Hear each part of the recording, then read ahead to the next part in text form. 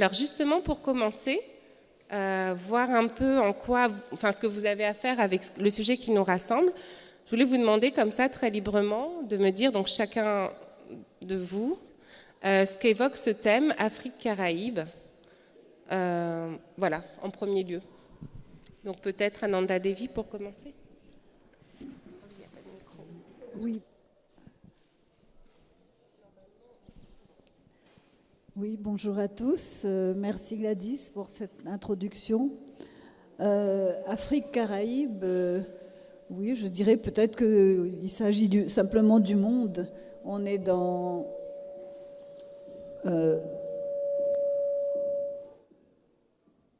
Je viens de l'île Maurice, qui est vraiment un lieu où le monde s'est retrouvé réuni par les conditions terribles de la colonisation, et il faut dire qu'elle a été créée, cette population, par l'industrie du sucre et le commerce des hommes. C'est-à-dire qu'il ne pouvait pas y avoir d'industrie du sucre créée par les Français lorsqu'ils ont colonisé l'île sans la main-d'œuvre gratuite et ce crime fondateur qu'est l'esclavage. Ensuite,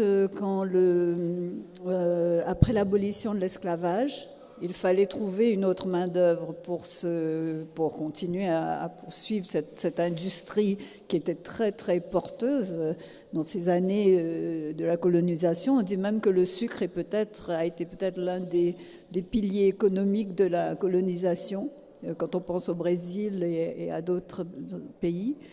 Et au moment de l'abolition de l'esclavage, l'Angleterre avait comme colonie l'Inde. Et là aussi, on a trouvé une main-d'œuvre quasiment illimitée, transportée aussi, pas comme des esclaves, pas de la même manière, mais presque dans des conditions aussi difficiles. Ils étaient en proie à la famine en Inde et on leur faisait miroiter une espèce de vie extraordinaire, de richesse extraordinaire. Et ils ne savaient pas du tout où ils allaient, combien de temps ça allait durer. Et donc, ils se retrouvaient sur ces îles quasiment prisonniers aussi. Parce qu'à partir du moment qu'ils étaient arrivés, ils étaient endettés à vie pour le transport. Donc, ils ne pouvaient jamais gagner suffisamment pour repayer un transport et retourner en Inde. Donc, dans cette petite île de 2000 km², on se retrouve avec la ressource économique de la canne à sucre, mais nourrie et ensanglantés aussi par le travail des esclaves venus d'Afrique de l'Est principalement et de Madagascar, et ceux venus de l'Inde qui ont finalement construit cette société. Mais donc c'est pour ça que je dis c'est l'histoire du monde, puisque la colonisation, elle a affecté le monde entier. L'esclavage a affecté quasiment le monde entier. Et les conséquences, on les vit encore aujourd'hui. Ce n'est pas fini. Donc on est encore dans une même histoire qui se poursuit. Et pour rebondir sur ce que vous disiez sur cette population créée à l'île Maurice, ce qu'elle a créé aussi, c'est le créole. Et le créole mauricien, finalement, rassemble ces mondes. Et dit ce rapport entre l'Afrique et du coup l'océan Indien et l'Asie Oui, absolument. Quand on pense que le créole haïtien, le créole guadeloupéen, martiniquais, Maurice, Réunion, les Seychelles, ce sont toutes des langues un peu différentes, mais toutes nées de la même manière. C'est la langue de communication entre les maîtres et les esclaves, puisque la politique était de ne pas laisser les peuples ensemble, les peuples de même langue ensemble. On les séparait pour qu'ils ne puissent pas se rassembler, pour qu'ils ne puissent pas se révolter aussi. Donc ils ont été obligés de créer une nouvelle langue qui est, en tout cas à Maurice ou en Guadeloupe, Haïti aussi, qui est principalement étymologiquement venue du français. Mais c'est une langue à la fois qui réunit ces îles, qui réunit le peuple mauricien même parce que tout le monde parle de créole et qui est en même temps terriblement chargé d'une histoire tellement difficile. Mais juste pour l'anecdote, quand je mets des passages en créole dans mes romans, il arrive que l'éditeur dise oui, mais il faut peut-être des glossaires ou des notes de bas de page pour que les lecteurs français comprennent. Et je leur dis, c'est une langue qui est venue de la France. Elle est née de ce rapport entre les colons et les esclaves. Donc c'est aussi l'histoire des Français. Donc ils doivent quand même aussi faire l'effort de comprendre cette langue qui est née dans cette douleur terrible. Rodney Saint-Éloi sur cette question du créole, donc du créole haïtien que vous avez étudié. Qu'est-ce que vous voyez comme lien à faire avec ce que vient de dire Ananda Devi? Oui, mais merci Ananda.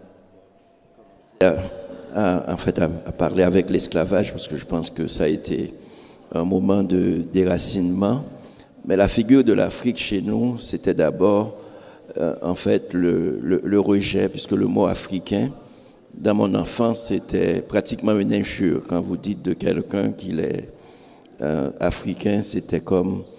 Et puis, même dans l'imaginaire que nous portons dans la langue créole, et qu'il y a un petit proverbe qui dit, une espèce de vérité qui dit « Depuis la Guinée, nèg ap trahi nèg ». Depuis la Guinée, les nègres sont en train de se trahir. Donc toujours, en fait, la méfiance. Et la langue créole, c'est toujours une langue c'est comme une sous-langue. C'est jamais considéré comme une langue. C'est la langue des Noirs. La langue des élites, c'était vraiment le français, jusqu'à ce qu'il y a un proverbe créole qui dit « Parler français, pas veut dire l'esprit ». Parler français ne veut pas dire l'esprit, être intelligent. Et aussi sur un plan même symbolique, pour draguer en Haïti, si on commence par le créole, on échoue. Normalement, c'est impossible. Et même dans les chansons créoles, quand le dit est devenu un dit amoureux, c'est-à-dire il y a une chanson qui dit « Mademoiselle, je vous aime pour nous marier, pour ne pas divorcer ». Mais c'est une chanson créole, mais le dit de l'amour se fait en français. C'est-à-dire c'est tout ce qui est beau, tout ce qui est civilisé, tout ce qui est, etc. Donc on est complètement dans l'aliénation, on est des êtres complètement aliénés. Et je pense que ce qui est important en écrivant, c'est justement pour se désaliéner, pour se réapproprier notre corps. Notre corps aussi, le corps noir, c'est un corps rejeté par nous et d'abord par les Noirs. On nous a appris que notre corps n'était pas un corps, n'était pas quelque chose qui pouvait être un vecteur de la beauté. Donc c'est pourquoi il y a en fait, on est dans un tiraillement, on est dans une espèce d'autoflagellation qui fait mais vraiment il y a beaucoup je dirais, beaucoup de confusion dans notre propre imaginaire, et il y a dans la poésie, vous allez rencontrer une espèce de fantasme de l'Afrique, comme il y a dans la poésie haïtienne, vous allez trouver à tambour, quand vous résonnez, mon cœur en fait hurle vers l'Afrique, etc. Ça c'est quelque chose comme Calbois, mais vous allez trouver que c'est très contradictoire, parce que dans la vie réelle, et l'Afrique est à rejeter. On nous a appris à rejeter l'Afrique, on nous a complètement aliénés en nous apprenant que le corps noir, c'est un corps qu'on devait mettre de côté. On devait acheter un autre corps, malheureusement, il n'y a pas d'autre corps qu'on peut acheter. Donc on vit en dehors de notre corps, on vit en dehors de notre propre musique, et c'est vraiment... En fait, on est complètement des êtres aliénés, et il y a une petite phrase pour finir, parce que la question m'a été posée sur la langue créole. En Haïti, il y a une petite phrase très violente et que je répète souvent. C'est une phrase très violente que l'on rencontre peut-être chez tous les écrivains haïtiens. C'est des écrivains qui ont commencé leur enfance en parlant une seule langue, le créole, en étant créolophone, et quand ils rentrent à l'école, il y a un prof qui ne maîtrise même pas la langue française et qui dit une phrase très violente, et cette phrase, c'est « exprime-toi ». Exprime-toi, c'est-à-dire parler une langue que tu ne sais pas parler, c'est pas la langue de ta mère, c'est pas la langue de ton père, c'est pas la langue de chez toi, c'est-à-dire parle en français. Alors que le professeur qui te dit exprime-toi ne s'exprime pas, il ne parle pas le français. Mais il vous donne l'injonction pour entrer dans le monde, pour être quelqu'un, donc, et pour se créer un destin, ça ne se passe pas en créole. Donc c'est ça. Mackenzie Orsel, qu'est-ce que vous pouvez nous dire justement sur cette représentation de l'Afrique en Haïti et sur peut-être aussi comment l'Afrique inspire ou pas votre imaginaire et votre création? Alors pour moi, l'Afrique, c'était à la fois très proche et très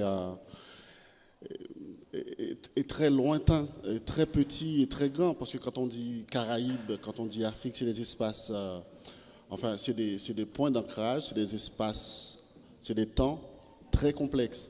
C'est-à-dire, quand on dit Afrique, ça sonne comme si on parlait d'un pays, d'un territoire, alors qu'on parle des milliers de langues, de traditions, de chefferies, de royaumes, d'une civilisation très ancienne, l'aventure scientifique, spirituelle égyptienne.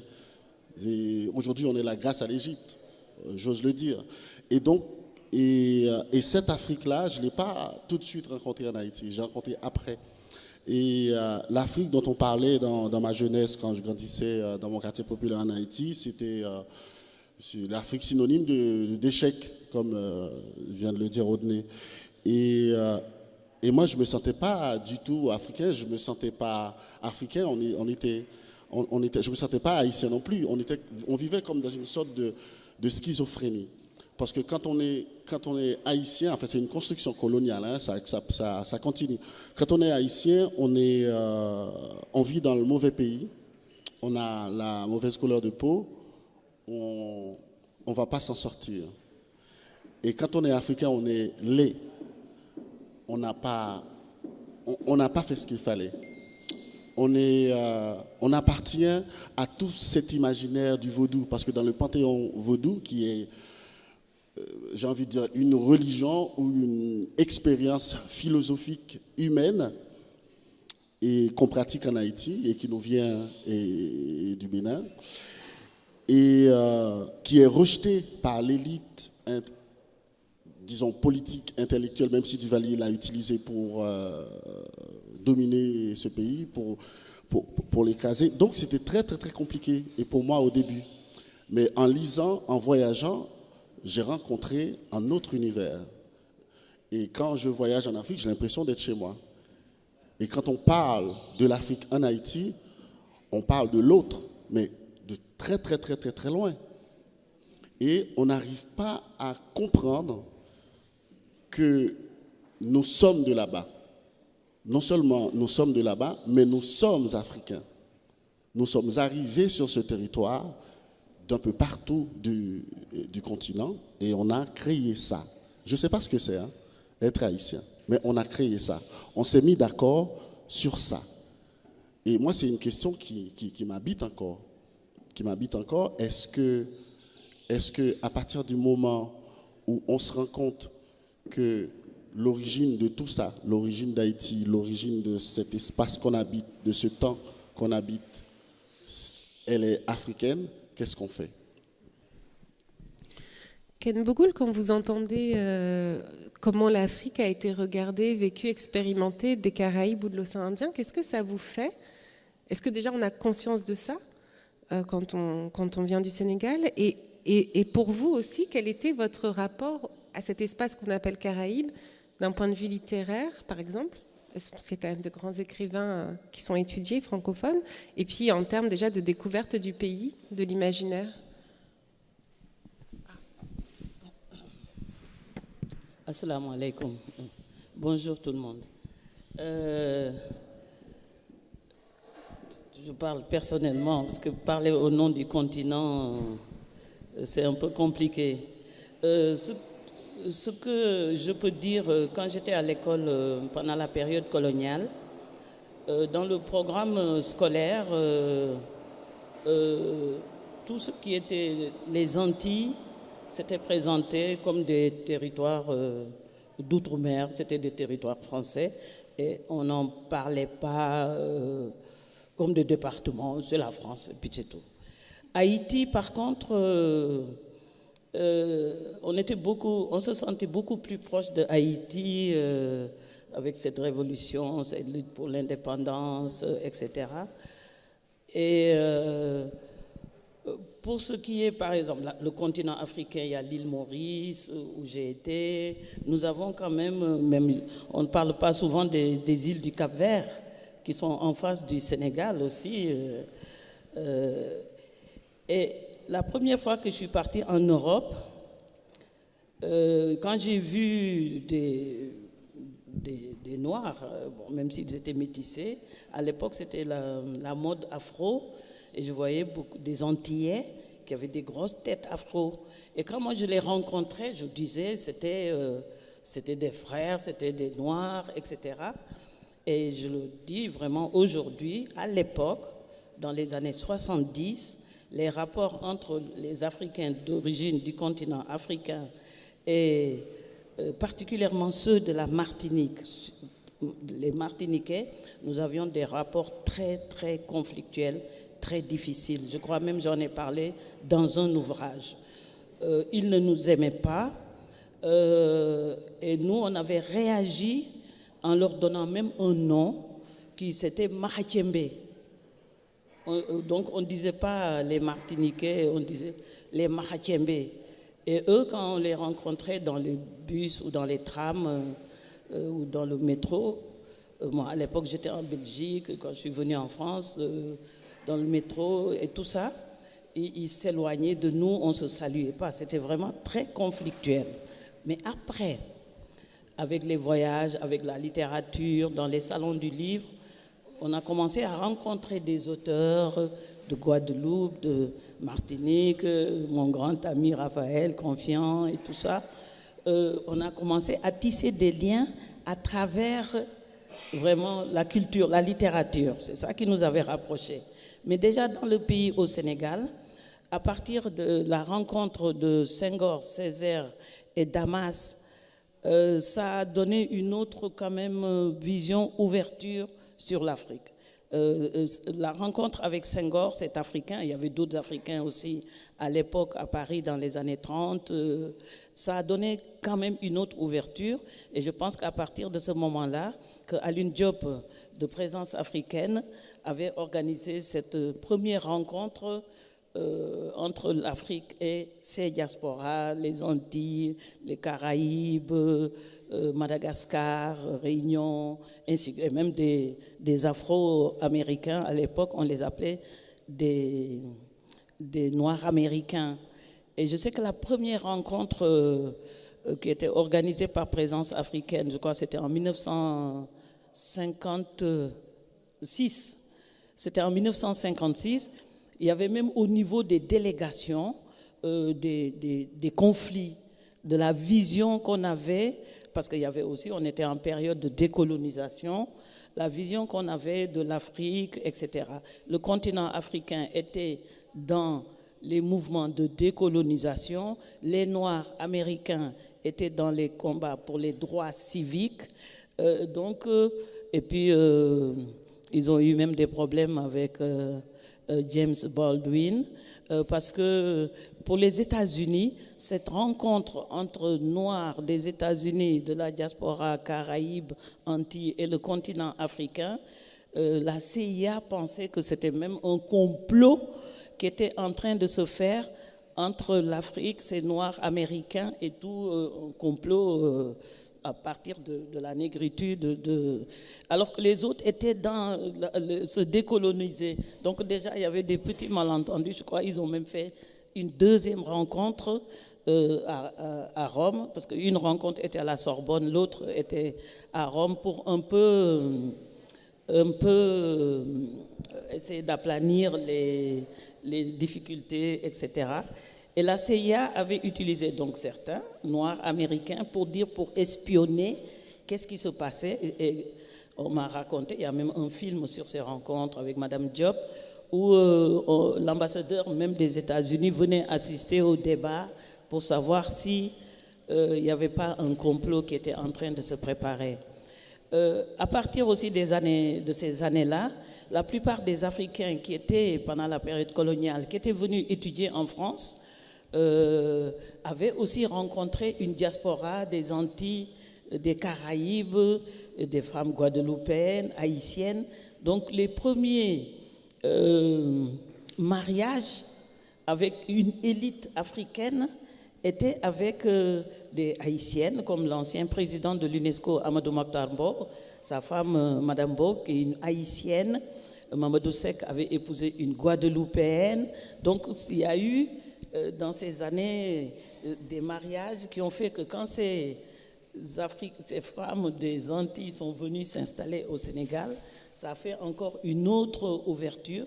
Et c'est comme ça que progressivement, jusqu'à maintenant, l'avènement d'une littérature africaine assez importante, que nous commençons à nous rencontrer, que maintenant qu'on est ensemble. Mais comme les revendications n'étaient pas les mêmes, Haïti était notre symbole, parce que c'est la première république indépendante, donc Toussaint Louverture est un héros. Si vous allez au Bénin, à Alada, le pays dont on dit qu'il est originaire, enfin, ses ancêtres sont originaires de Alada, au Bénin. Quand vous rentrez dans la ville, vous avez une statue de Toussaint Louverture qui doit faire, pas la Tour Eiffel, mais presque pour montrer, rappeler aussi. Donc, on a eu ces rapports un peu difficiles. Et une fois, j'étais à Lyon, j'ai rencontré Patrick Chamoiseau, juste 2 exemples. Donc, c'est récemment. Et je lui disais, mais pourquoi vous ne venez pas au Sénégal? Donc, il a essayé de m'expliquer un peu ce que aussi une partie de la population pensait que les Africains étaient responsables avaient une responsabilité dans la traite de l'esclavagisme, que nos ancêtres avaient vendu leurs ancêtres, etc. Aux États-Unis, une fois j'étais au département d'État, on discutait aussi des relations entre l'Afrique et les Afro-Américains. Et on a parlé de Toni Morrison. Je dis, mais ça aurait été bien qu'on organise une grande rencontre sur le continent africain, avec aussi toute cette diaspora, qu'on se retrouve sur le continent d'origine, pour un peu discuter au XXe siècle des problèmes que nous avons encore et qu'on mette fin à tous ces petits conflits, à toute cette report. Donc voilà ce que je peux dire pour le moment, de vraiment des rapports qu'on a eus avec cette partie de la diaspora dans les Caraïbes, les Antilles. Merci. Et même dans l'océan Indien. Ouais. Merci. Ananda Devi, depuis Maurice, quel était-vous votre regard sur l'Afrique? Comment vous l'avez rencontré?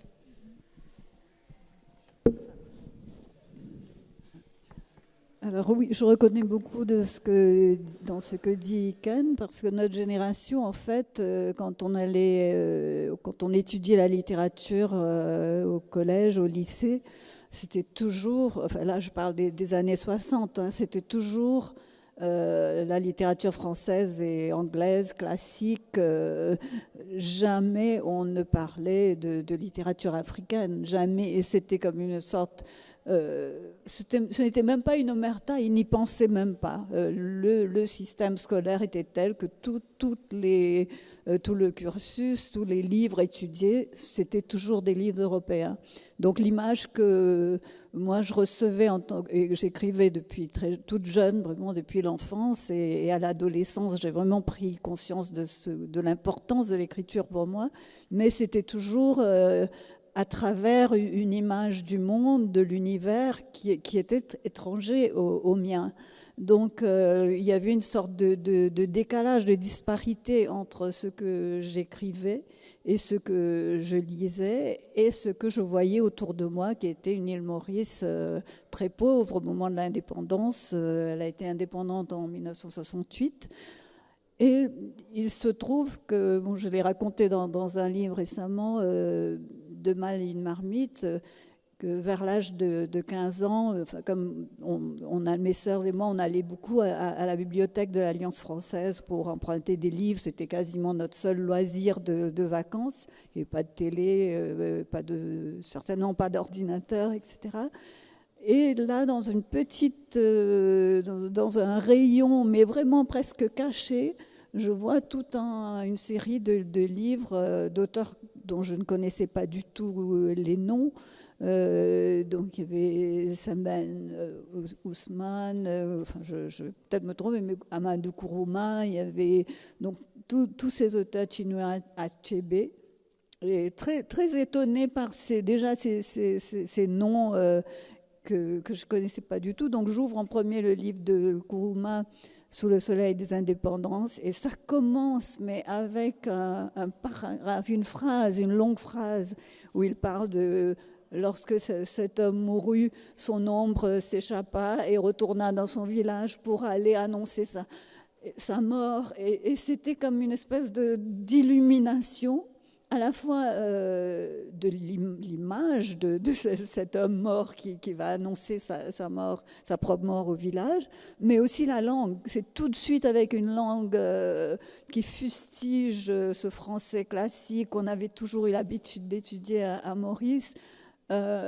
Et j'ai lu, je suis restée là, assise, accroupie, à lire, et puis j'ai emprunté les livres, je les lus, j'ai tout emprunté, tout lu, et soudain, cette littérature dans une langue française, mais dans une langue étrangère aussi, un français qui était complètement bousculé et aussi magnifié par d'autres images, d'autres univers, d'autres manières de l'utiliser, m'a ouvert les yeux sur ma propre île.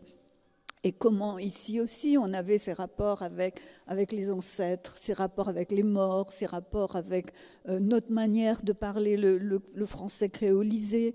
Et je dois dire que c'était l'instant où ça m'a formée en tant que futur écrivain, de comprendre à la fois comment on pouvait écrire son pays, qui est vraiment ce qui est enraciné en soi, et l'écrire d'une manière libre par rapport à une langue, pas en se mettant dans des carcans classiques. Et là, je n'ai plus cessé en fait d'écrire sur ces lieux proches de moi et proches de mes premiers lecteurs. Et mon premier roman a été publié aux Nouvelles Éditions Africaines, c'était dans les années 80. Donc voilà. En vous écoutant tout à l'heure, Rodney Saint-Éloi et Mackenzie Orsel parlaient de comment l'Afrique était vue en Haïti. Ça me faisait penser au livre de Marie Scondé, Le cœur à rire et à pleurer, où elle parle de ses parents qui étaient des grands nègres, donc des bourgeois entiers qui avaient une très haute estime d'eux-mêmes, et comment ils méprisaient l'Afrique et ils refusaient totalement de leur ascendance africaine.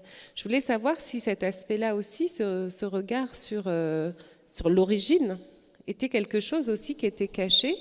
Et comment vous, justement, Rodney Saint-Éloi, qui ensuite avez publié des auteurs africains qui avaient vécu à Montréal, vous avez aussi expérimenté du racisme, comment vous avez porté ces auteurs-là envers et contre tout? Oui, c'est intéressant de citer Marie Scondé dans un de ses derniers livres.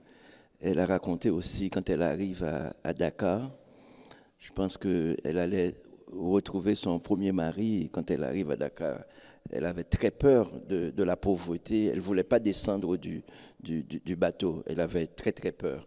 Elle regardait ça. Mais pour nous, Haïtiens, il y a une espèce de mégalomanie de la race. Parce qu'en fait, au XIXe siècle, il y a beaucoup d'intellectuels haïtiens qui s'étaient donné un programme. Le programme, c'était, je vais vous dire, un certain nombre de titres que vous connaissez assurément, et que ce sont des titres que j'ai repris aussi chez Mémoire d'Encrier, sauf le premier, il y a de l'égalité de la race humaine par Anténor Firmin, mais il y a un livre assez programmatique que je n'ai pas repris qui s'appelle « De la réhabilitation de la race noire par la République d'Haïti » de Hannibal Price. Ensuite, il y a Ainsi par la langue de Jean Prasmas, qui condamne le bovarisme, c'est-à-dire cette manière de sortir de soi-même, cette manière de célébrer tout ce qui n'est pas nous, de cette manière d'accepter l'aliénation qui nous est imposée. Donc, et puis, il y a eu d'autres livres comme Le Corps noir de Jean-Claude Charles. Donc, en fait, il y a eu comme une espèce de... C'est comme si les Haïtiens se sont dit, et je comprends bien Aimé Césaire, quand Aimé Césaire dit Haïti, là où la négritude se mit debout pour la première fois, et dit qu'elle croyait à son humanité. Parce qu'en fait, quand on parle d'Afrique en Haïti, c'est une fiction. L'espace, et tous les auteurs qui ont parlé d'Afrique au début en Haïti ne connaissaient pas du tout l'Afrique, et même dans la négritude, Aimé Césaire, ce qui a été reproché par Raphaël Confiant, l'Afrique, l'espace était une fiction. Donc au départ, Césaire ne connaissait pas, et je comprends Patrick Chamoiseau quand il dit, donc il y a ce malentendu par rapport à l'espace africain en tant que tel, et donc cette contradiction entre l'espace géographique, la géographie des Antilles et l'espace africain. Il y a eu une déconnexion jusqu'à ce qu'il y ait des gens comme Roger d'Orsainville, grâce à Senghor, et qui était l'un des directeurs de nouvelles éditions africaines. Donc, en tant qu'Haïtien, il y a beaucoup d'Haïtiens qui ont été accueillis au premier salon des arts nègres à Dakar, et que donc il y a Félix Morisseau-Leroy, il y a Jean Brière, et qu'il y a ce couple-là, il y a Chenet qui vient de mourir, il y a Gérard Chenet, il y a ce couple-là, et puis on a été Lucien et Lemoine. Donc il y a en fait des écrivains haïtiens qui se sont retrouvés avant d'être en Occident, en exil, en fait, et c'était pas, ils n'appelaient pas ça exil, c'est comme si les espaces commençaient il y avait une distorsion de l'espace africain, et grâce à ces écrivains-là, l'Afrique était pour nous, en fait, réelle. Et dans le corpus haïtien, il y a tout un rayon africain. Beaucoup de textes sur Gorée. Jean Brière a beaucoup écrit sur l'Afrique, Morisseau-Leroy. Et c'est là qu'on a pu retrouver, en fait, cette espèce de retour à la matrice, retour à l'origine. Donc, il y a une obsession dans la littérature haïtienne qui n'est pas celle d'écrire Cahier d'un retour au pays natal, qui est celle du retour, du retour à la terre-mère, que l'on retrouve beaucoup dans la poésie haïtienne. Donc c'est assez, je veux dire que pour nous autres Africains, et puis en même temps ce qu'on s'est rendu compte, on s'est rendu compte qu'on est noir, on ne peut pas être autre chose que noir. Donc, et c'est-à-dire qu'on ne peut qu'assumer, parce que nous, en tant qu'Haïtiens, on est dans une impasse raciale, on est sur une île, et puis on se rend compte qu'on vit en Amérique.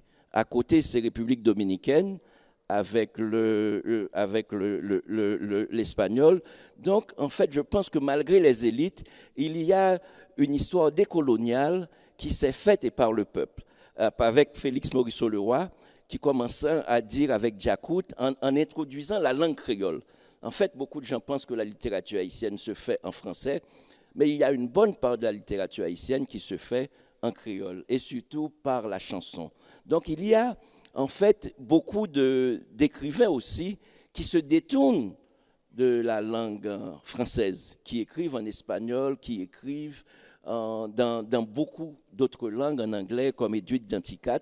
Donc, il y a un retournement, une véritable vision américaine de l'haïtien, de l'être haïtien, qui vit un procès de créolisation qui fait qu'il y a une connexion grâce aux vagues migratoires successives, une connexion avec divers pays comme le Canada, comme les États-Unis, comme l'Espagne, comme la France et comme le Sénégal, un petit peu partout dans le monde, il y a un Little Haïti.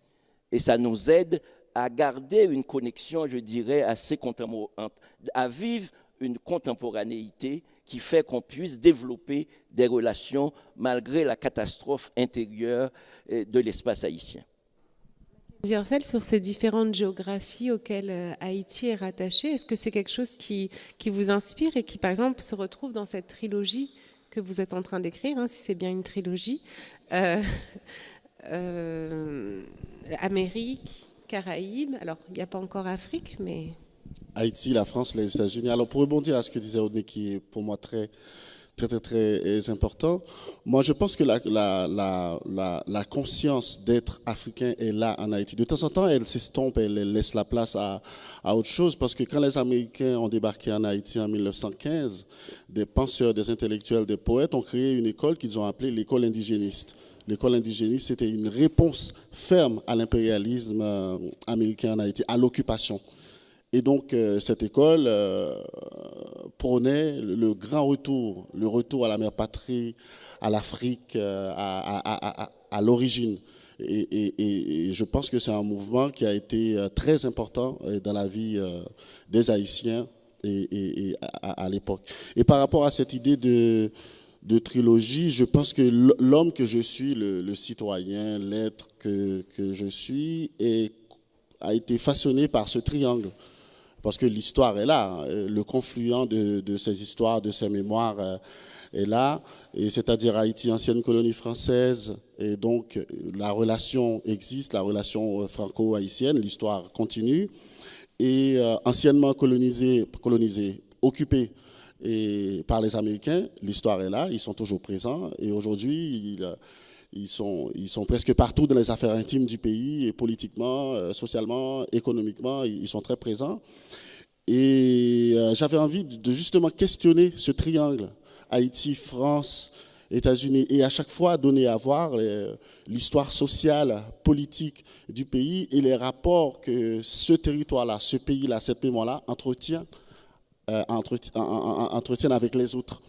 Et donc, une somme humaine, enfin, l'ombre animale, qui est le premier volet, justement, retrace l'histoire d'Haïti du présent au passé vers une certaine renaissance. Pareil pour une somme humaine qui reprend l'histoire sociale de la France et montrer combien ce sont des territoires hyper compliqués, hyper complexes, parce que habités par des imaginaires venant de partout, et qui s'affirme de plus en plus, et traversé par des débats assez brûlants, l'immigration, qu'est-ce qu'être une femme, un noir, un juif dans ces sociétés-là, et aussi les types d'économies qu'on développe dans ces sociétés-là qui ne cessent pas d'écraser l'humain. Et voilà. Et le troisième volet, ça va être pareil, l'Amérique dans toute sa splendeur, avec tous ses rapports qu'elle entretient avec le reste du monde. Oui. Juste pour rebondir là-dessus, c'est que Maurice, c'est une situation quand même assez différente à cause de sa diversité de population, qui a fait que la présence de l'Afrique et du créole a été, à l'intérieur de Maurice même, rejetée et refusée, oubliée. Ça a été une mémoire oblitérée pendant très très longtemps, et ce n'est que tout récemment qu'il y a une partie de la population qui se dit on va essayer de retrouver ses racines, alors qu'on est plus près physiquement, géographiquement de l'Afrique, on fait partie de l'OUA, mais la présence indienne est très forte, et donc il y a une sorte de hiérarchie qui s'est établie, qui fait que les gens d'origine indienne préfèrent se tourner vers l'Inde plutôt que de parler de ce qu'il y a de la proximité entre l'Afrique et le continent africain et l'île Maurice. Et le créole lui-même n'est enseigné que depuis moins de 10 ans. Donc ce qui fait que les jeunes mauriciens n'ont pas le créole comme une langue littéraire. Donc pour créer une littérature en créole, il y a beaucoup d'auteurs qui écrivent en créole, qui commencent à le faire. Moi aussi, j'ai écrit en créole. Mais il y a aussi une espèce de revalorisation de cet espace, de cette mémoire, de cette langue, de ces langues qui nous ont tous nourris, qui est quelque chose que j'essaie vraiment dont je parle, mais d'une façon peut-être plus subtile dans mes livres, pas directement, mais je trouve que avec la présence de l'Inde, la présence aussi des de l'Occident, de la France, de l'Angleterre, de la Chine aussi maintenant. Ça devient comme une espèce de gâteau qu'on est en train de se partager et où on perd une mémoire tellement importante de notre population parce qu'une partie de la population refuse de se dire, de parler de ces racines africaines comme nôtres, alors que c'est notre histoire. On essaie de se rattacher à un passé mythique vers l'Inde, vers la Chine, vers l'Europe, sans se rendre compte que tout ça a créé quelque chose qui s'appelle le mauricien et qu'on n'a pas encore fait ce pas vers la réappropriation de l'Afrique comme notre force culturelle aussi, qui est très importante à l'intérieur de nous tous. Donc, pour moi, Maurice, c'est vraiment un exemple de comment on aurait pu aller vers un avenir où cette espèce d'illusion d'harmonie plurielle, pluriculturelle, etc., qui est vantée dans les brochures touristiques, aurait pu être vraie, mais en fait, elle ne l'est pas du tout à cause de ces conflits intérieurs, de cette hiérarchisation des cultures, des langues, qui est vraiment, pour moi, rédhibitoire et qui fait que dans mon prochain roman, ça va être un peu l'explosion de toute cette société qui va à volo.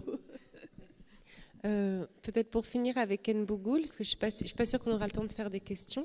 Tout à l'heure, vous commenciez à parler d'un avenir plus ouvert, où il y aurait un dialogue construit, nourri entre l'Afrique et les Caraïbes, après ces années de division.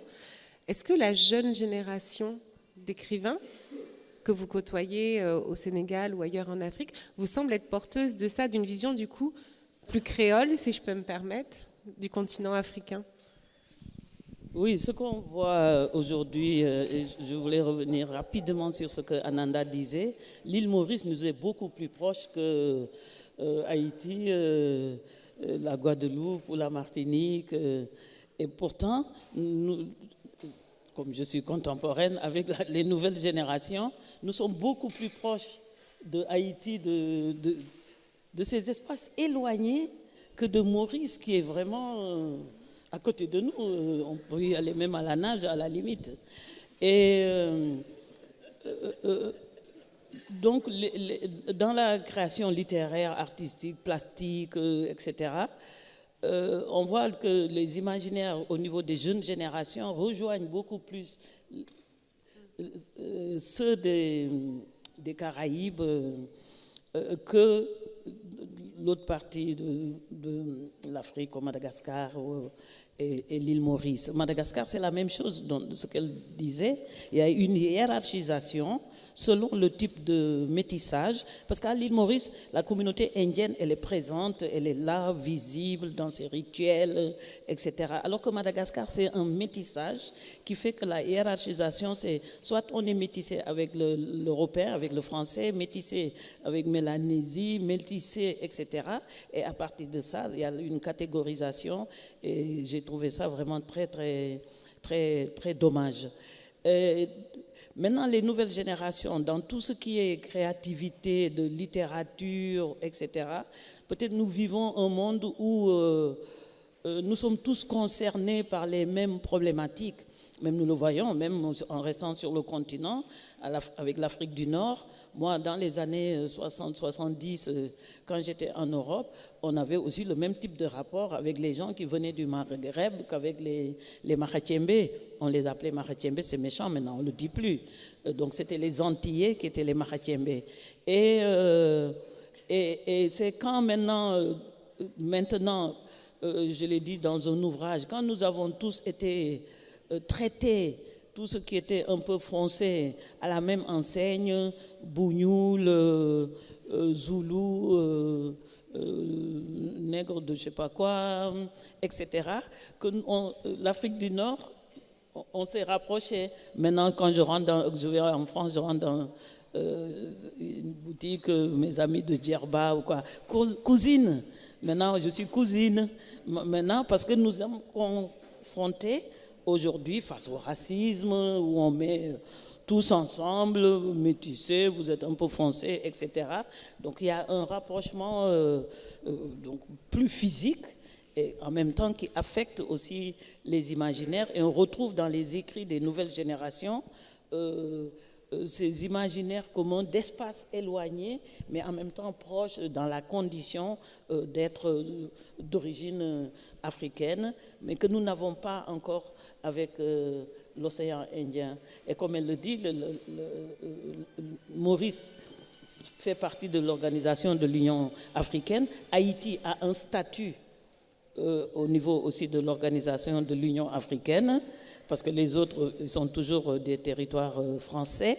Donc on sent que, mais c'est en train de venir, il y a beaucoup d'échanges, mais toujours à travers la culture et l'art. Et pour Haïti, quand j'y étais la première fois, on disait que quand les gens mouraient, leurs âmes passaient sous l'océan et retournaient en Afrique. Donc tout à l'heure, quand on retenait passer, parce que la vision de l'Afrique, c'était cette fiction, mais en même temps, dans cette fiction, il y avait l'au-delà, le sens de l'au-delà. Et que quand on mourait, les âmes traversaient l'océan pour retourner sur le continent africain. Donc malgré tout, il y a quand même encore ce lien. Cet océan qui a déporté des gens du continent vers presque l'Amérique, mais à la mort, les âmes retournaient en Afrique. Et comme on dit que les morts ne sont pas morts, donc ces âmes retournent en Afrique pour renaître. Et on a vu au Bénin, il y a des colonies, les Perdja, Merdja, des colonies de gens des Antilles qui s'installent de plus en plus en Afrique et disent « revenez en Afrique ». Et donc tout ça, ça a fait une ouverture, ça nourrit aussi les imaginaires et ça... nous sommes en train de nous réconcilier. Je vais même le dire, j'ai même des ex-maris haïtiens. Voilà, je pense que tout est dit. Voilà, c'est une belle conclusion. Ex, mais présent ici, hein. Je veux citer personne, hein. Alors, merci Ken Vogul, merci Ananda Devi, René Saint-Éloi, Mackenzie Orsel et bonne suite de festival à vous tous.